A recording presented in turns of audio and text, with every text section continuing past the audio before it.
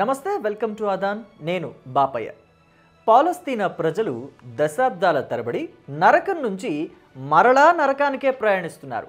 Israel ప్రజలు అక్కడికి రాకముందు సుసంపన్నంగా ఉన్న పాలస్తీనా ఇప్పుడు బ్రతుకు మృగ్యమై హింస అనుభవిస్తున్నారు. కాల్పుల విరమణ అనంతరం పిల్లలు తమ ఇళ్లకు వెళ్ళవచ్చని ఆనందంతో గంతులు వేసిన పెద్దలు మాత్రం శిథిలాలు తప్ప ఏమీ మిగిలని తమ ఇళ్లల్లో ఎలా నివసించాలి అనే ఆవేదనలో ఉన్నారు.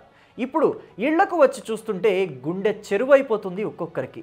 బాంబు దాడులకు శిథిలాల కుప్పగా మారిన నాటి కింద 10,000కు పైగా మృతదేహాలు ఉండవచ్చని గాజా సివిల్ డిఫెన్స్ ఏజెన్సీలు చెబుతున్నాయి.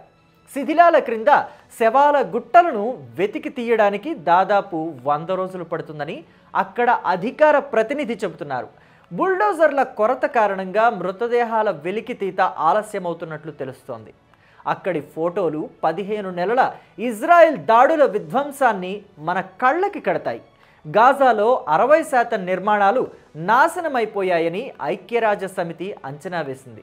కాల్పుల విరమణ మొదలు కాగానే బాంబుల మోతల స్థానంలో సంబరాలు కనిపించాయి. కానీ గాజా అంతటా ప్రజలు ఎదుర్కొంటున్న పరిస్థితులు అత్యంత నిరాశజనకంగా ఉన్నాయి.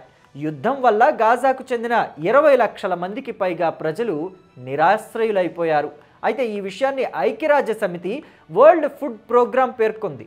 ప్రజలకు ఆదాయం లేక ఆహారం కోసం సహాయ సంస్థలపై ఆధారపడుతున్నారు. అయితే ఇక్కడ కొంత ఊరట చెందే విషయం ఏంటంటే, కాల్పుల విరమణ అనంతరం సహాయ సామాగ్రి రావటం మొదలైంది. మొదటి రోజు 630 లారీల సహాయ సామాగ్రిని తీసుకువెళ్ళినట్టు ఐక్యరాజ్య సమితి తెలిపింది. మరుసటి రోజు 915 లారీలు వెళ్ళాయి. యుద్ధం మొదలైన 15 నెలల నుంచి ఇదే అత్యధికమని యుఎస్ తెలిపింది.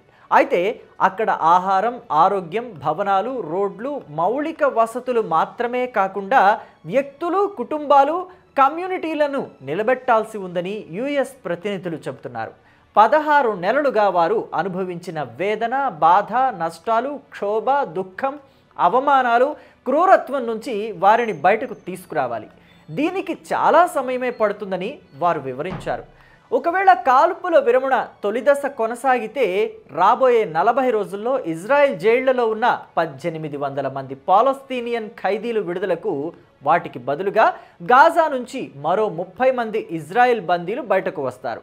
15 నెలలకు పైగా సాగిన యుద్ధంలో గాజాలో 46,000 మందికి పైగా చనిపోయారని, 110,000 మందికి పైగా గాయపడ్డారని పాలస్తీనా ఆరోగ్య మంత్రిత్వ శాఖ అంచనా వేసింది.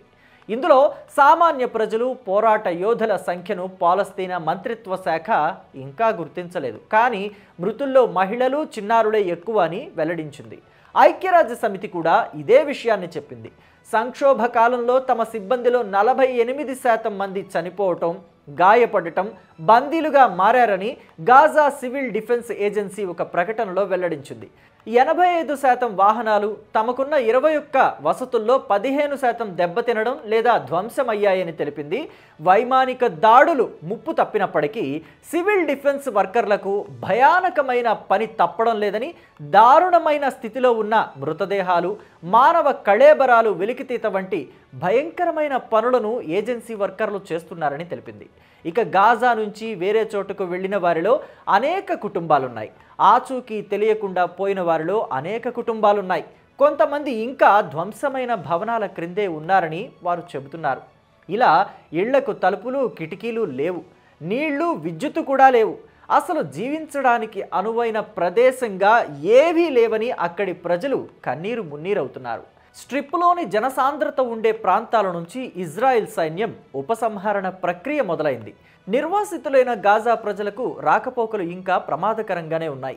గాజా ప్రజలు తమ సిబ్బందిని లేదా తమ స్థావరాలను సంప్రదించవద్దని ఇజ్రాయెల్ డిఫెన్స్ ఫోర్సెస్ హెచ్చరించింది. గాజా సరిహద్దు నెట్జారిమ్ కారిడార్ చుట్టూ ఏర్పాటు చేసిన బఫర్ జోన్లోకి ప్రవేశించకూడదని గాజా ప్రజలను ఆదేశించింది. చాలామంది కాల్పుల విరమణ కోసం ఊపిరి బిగబట్టి ఎదురు చూశారు. చాలామంది తమ కుటుంబ సభ్యులను కోల్పోయారు. వారంతా ఇప్పుడు తమ ఇళ్లను ఒకసారి చూసుకోవాలన్న తీవ్ర కాంక్షతో ఉన్నారు. కానీ ఏ క్షణంలోనైనా మరలా ఇజ్రాయెల్ సైనిక చర్యలను ప్రారంభించవచ్చని గాజా స్ట్రిప్ ప్రజలు ఇంకా భయపడుతూనే ఉన్నారు. ఇజ్రాయెల్ 1000 మంది పాలస్తీనియన్ ఖైదీలను విడుదల చేసేందుకు కూడా అంగీకరించింది. వీరిలో 190 మంది 15 ఏళ్లు అంతకంటే ఎక్కువ కాలం జైలు శిక్ష పడిన ఖైదీలు ఉన్నారు. దానికి బదులుగా హమాస్ మరో 34 మంది బందీలను విడుదల చేస్తోంది. ఒప్పందంలోని విధి విధానాలను తప్పక పాటించాలని ఐక్యరాజ్య సమితి భద్రతా మండలి సమావేశంలో సెక్రటరీ జనరల్ యాంటోనియో గుటెరస్ అన్నారు.